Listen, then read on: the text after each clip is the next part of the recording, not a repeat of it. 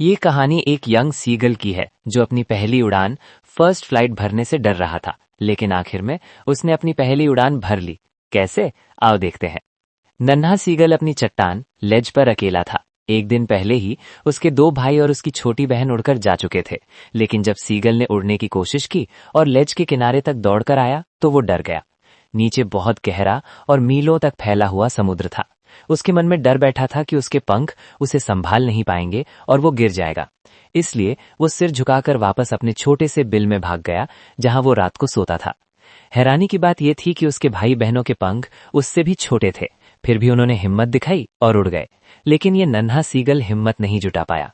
उसके mummy papa उसके पास आए और उसे बहुत डांटा।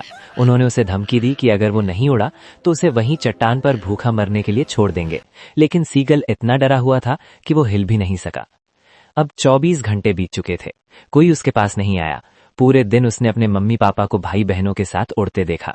वो उन्हें सिखा रहे थे कि लहरों पर कैसे तैरना है और मछली पकड़ने के लिए कैसे गोता लगाना है। उसने अपने बड़े भाई को अपनी पहली हेरिंग यानी एक टाइप की मछली पकड़ते और खाते हुए देखा। माता पिता खुशी से चिल्ला रहे थे।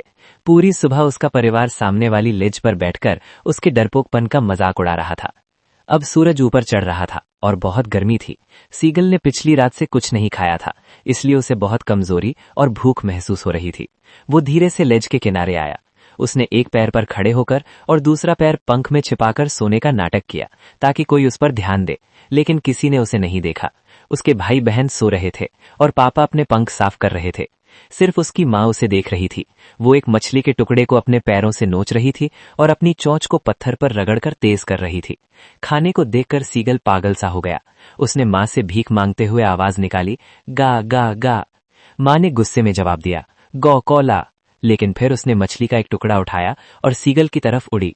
सीगल खुशी से चिल्लाया और आगे झुका, लेकिन माँ उसके बिल्कुल पास आकर रुक गई। मछली उसकी पहुंच से बस थोड़ी ही दूर थी। सीगल हैरान था कि माँ पास क्यों नहीं आ रही। भूख से पागल होकर उसने बिना सोचे मछली पर झपट्टा मार दिया। जैसे ही वो कूदा, वो चिल्लाते हुए हवा में नीचे गिरने लगा। एक पल के लिए उसे भयानक डर लगा। उसका दिल थम सा गया और उसे कुछ सुनाई नहीं दे रहा था। लेकिन ये डर सिर्फ 1 मिनट रहा। अगले ही पल उसने महसूस किया कि उसके पंख अपने आप खुल गए हैं। हवा उसकी छाती और पंखों से टकरा रही थी। अब वो गिर नहीं रहा था, बल्कि उड़ रहा था। उसका डर गायब हो गया। उसने अपने पंख फड़फड़ाए और ऊपर की ओर उड़ान भरी। उसकी माँ उसके पास से खुशी से चिल्लाते हुए गुजरी। उसके पिता और भाई बहन भी उसके चारों ओर खुशी से उड़ने लगे, कलाबाजियां खाने लगे और गोते लगाने लगे। सीगल पूरी तरह भूल गया कि उसे कभी उड़ने से डर लगता था। अब वो हरे रंग के समुद्र के ऊपर था।